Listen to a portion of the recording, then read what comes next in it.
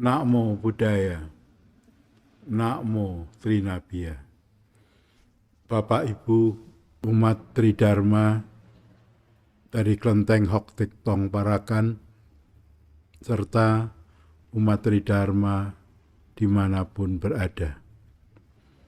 Pada kali ini saya akan membahas hal yang cukup unik yang menjadi pertanyaan di masyarakat umum, ialah tentang membakar rumah-rumahan kalau orang tua kita wafat.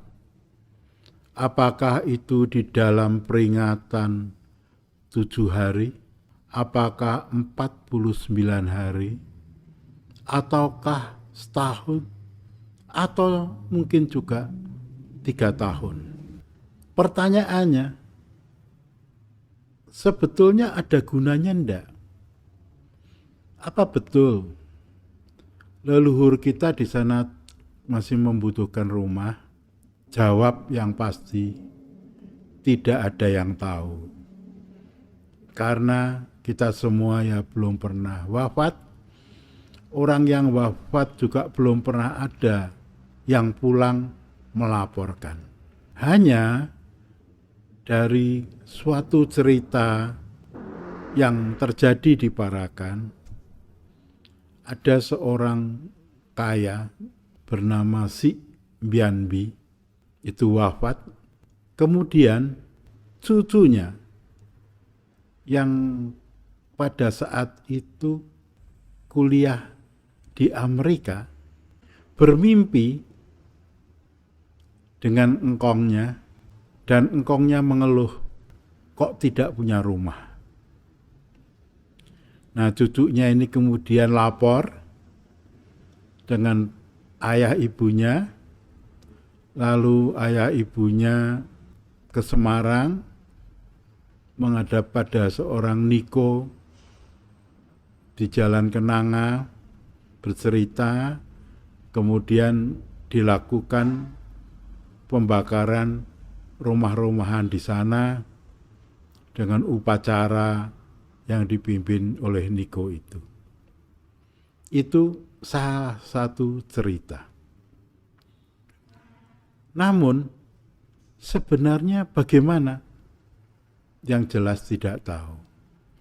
Apakah kehidupan setelah meninggal itu sesuai dengan pendapat Bapak Herman Utomo, seorang ahli spiritualis yang menerbitkan Mengintip Jalannya Para Arwah, bukunya yang nomor 4 berwarna putih. Apakah demikian? Apakah tidak? Kita tidak ada yang tahu. Hanya yang kita ketahui, suku bangsa Tionghoa mempunyai keunikan sendiri. Sejak zaman ribuan tahun yang lalu, sangat menghormati kepada orang tuanya, bahkan setelah meninggal pun masih tetap dihormati. Pedoman yang ada di kitab suci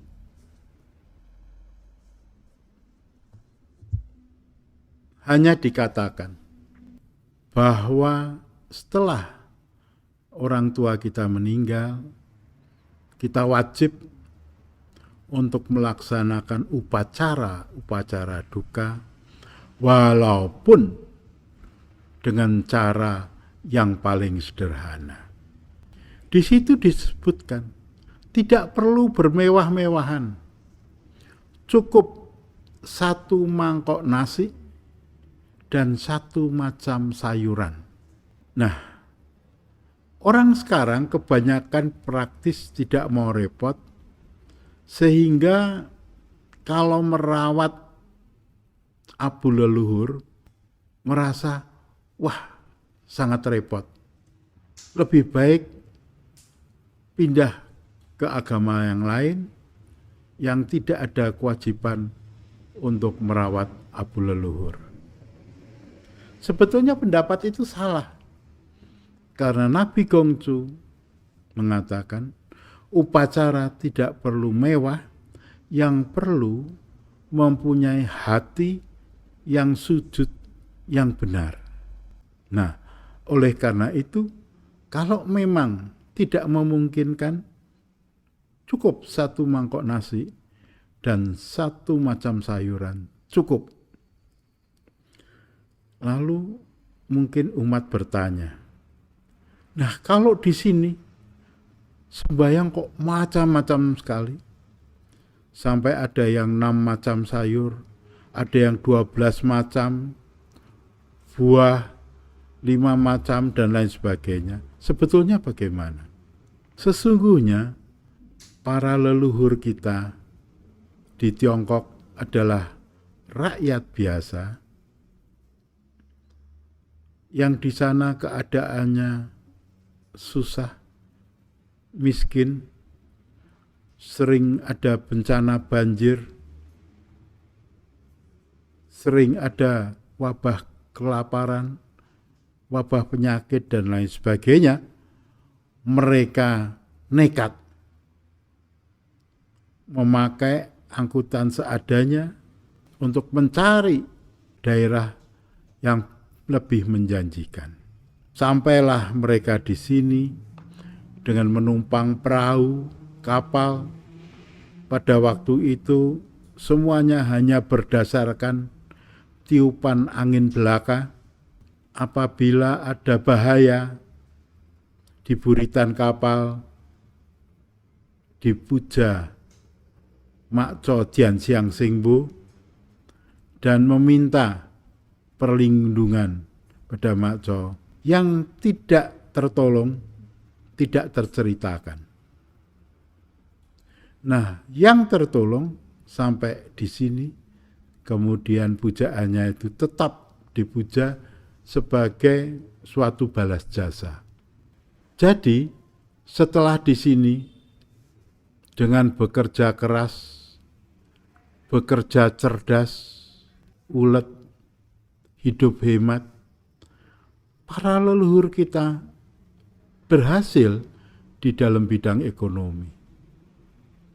Setelah berhasil, mereka di Tiongkok suka melihat para pejabat, baik itu raja muda atau gubernur atau bupati yang menyelenggarakan sembahyangan dengan sesajian mewah. Nah, itulah yang dicontoh oleh para leluhur kita, sehingga kalau sembahyang memakai sesajian yang bermacam-macam, sebetulnya hanya merupakan satu kaulan karena keberhasilan mereka dalam bidang ekonomi.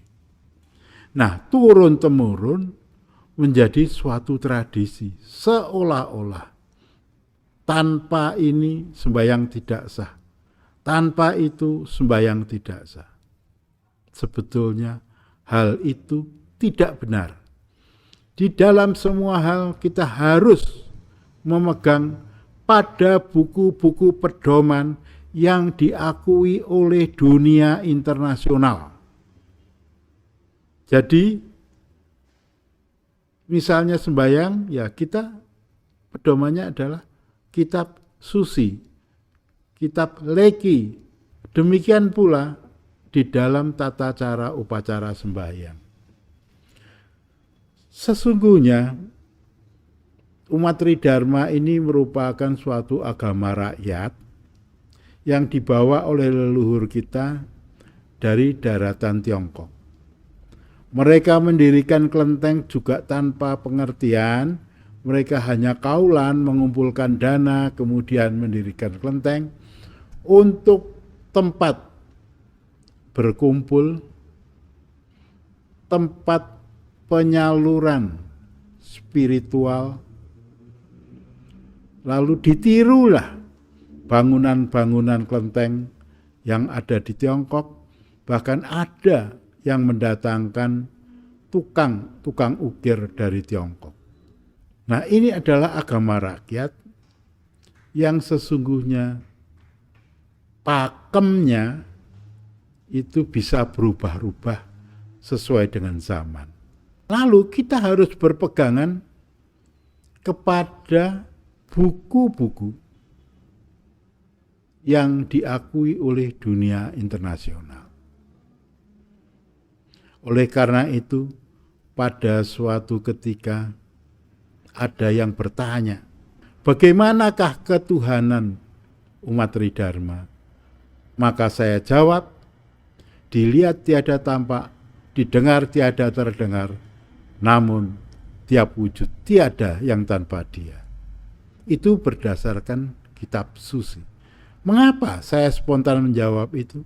Pertama kali, di dalam pemerintahan di Indonesia saat ini, yang diakui kelenteng adalah tempat ibadat Konghucu.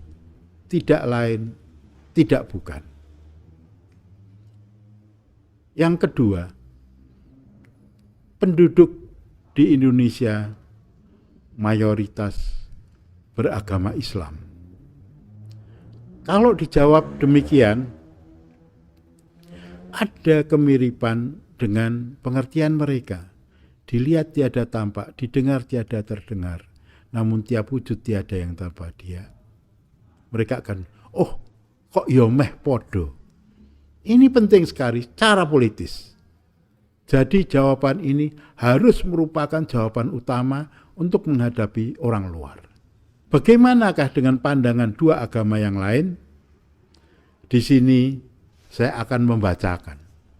Lao Tzu berpendapat tentang Tuhan, ia sudah ada sebelum langit dan bumi. Betapa sunyi, betapa sepi. Ia berada sendirian, tak pernah berubah, bergerak, berputar, tiada henti. Ia layak menjadi ibu alam semesta. Aku tidak tahu siapa namanya. Kalau terpaksa, ku namakan Tao. Ini juga ada di kitab Tao Te Ching. Kitab Tao Te Ching juga diakui oleh dunia internasional, bahkan sudah diterjemahkan lebih dari 50 bahasa. Kemudian pandangan Sang Buddha terhadap Tuhan. Ada yang tidak diciptakan, tidak berkondisi, dan tidak berubah. Itulah yang mutlak. Ini ada di dalam kitab Tripitaka bagian Samyuttara Pitaka. Itu juga diakui oleh dunia internasional. Itulah jawaban untuk ketuhanan dalam Tridharma. Saya membuat suatu buku panduan beribadat di tempat ibadat Tridharma Dharmanugraha Parakan. Ini memang untuk intern TITD Hok Tek Tong di Parakan. Di sini ada pemujaan Tuhan dalam kepercayaan Tionghoa, asal mula pemujaan Tuhan, dan lain sebagainya. Tapi itu semuanya adalah mitos, legenda, dan lain-lain yang tidak mempunyai dasar bukti otentik berdasarkan kitab-kitab yang ada. Dan buku ini sudah saya tinggal di kelenteng. Siapa yang mau membaca boleh. Bahkan seorang anak kecil namanya Jimmy saja punya buku ini. Silakan. Buku ini berisi semua pujaan yang ada di kelenteng ini. Mulai dari Dewa Pintu, Hok Tek Cheng Sin, Jian Xiang Seng Bo, Kong Tek Chun Ong, Kwan Im Po Sat, dan lain sebagainya yang ada di kelenteng ini. Ada kisahnya di situ. Kembali ke topik semula mengenai bakar-bakaran. Itu adalah merupakan suatu manifestasi kecintaan kita terhadap orang tua kita. Kalau kita mampu, silahkan. Kalau kita ada uang, silahkan. Tapi jangan sampai mengada-adakan. sampai ngutang dan lain sebagainya. Apakah kebaikannya kita membakar rumah-rumahan? Yang pertama, kita menunjukkan rasa bakti yang mendalam terhadap orang tua kita. Yang kedua, kita memberi pekerjaan pada pengrajin yang suka membuat uang-uangan. Yang ketiga, kita menyenangkan para umat kita yang masih mempercayai ini. Biasanya mereka akan melihat apa-apa yang ada, apa-apa yang dibakar, dan lain sebagainya. Nah, ketiga hal itu berarti kita juga sudah menanam karma baik. Jadi Bapak Ibu sekalian, untuk yang mempunyai kemampuan dipersilahkan tetap membakar uang-uangan, membakar rumah-rumahan, terserah mau pada saat 7 hari atau 49 hari atau setahun atau 3 tahun, dilihat dari situasi dan kondisinya. Nah, untuk laku bakti ini memang di dalam bangsa Tionghoa ditekankan sampai zamannya Nabi Konghucu 2500 tahun yang lalu. Nabi Konghucu khusus menulis satu buku namanya Hao King atau Xiao Jing, satu buku tersendiri. Jadi buku-buku peninggalannya Nabi Konghucu, di selain Ngoking, Wujing, ada juga Hao King. Hanya ini tidak dipaketkan di dalam suatu kelima buku itu karena merupakan kumpulan-kumpulan banyak sekali cerita orang berbakti pada orang tua pada zaman dahulu.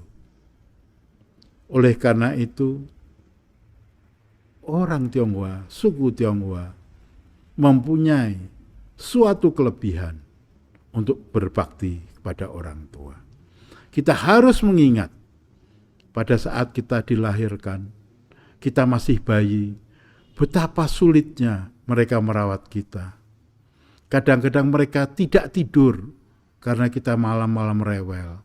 Setelah agak besar, kita perlu dibimbing, dibina, sampai disekolahkan, dan lain sebagainya. Pengorbanan-pengorbanan orang tua kita itu sangat banyak sekali. Oleh karena itu, sudah selayaknya lah. Di saat masih hidup, kita harus dapat menyenangkan hati orang tua kita. Apabila orang tua kita melakukan suatu kesalahan, cobalah diberitahu dengan penuh hormat dan sopan santun. Akan tetapi, kalau orang tua kita tidak mau berubah, sudah mundur, bersikap diam. Tidak usah terlampau banyak mencela yang bisa menyakiti hati orang tua kita. Jadi dikatakan di dalam kitab suci, kita berhenti dalam sikap berbakti. Itulah pedoman umat Konghucu, umat Tridharma untuk laku bakti. Kiranya cukup sekian uraian saya. Semoga uraian ini berkenan di hati Bapak, Ibu, Saudara-saudari sekalian. Namo Tridharma, Sabi Sata, Bhavantu Sukhita. Semoga semua makhluk berbahagia.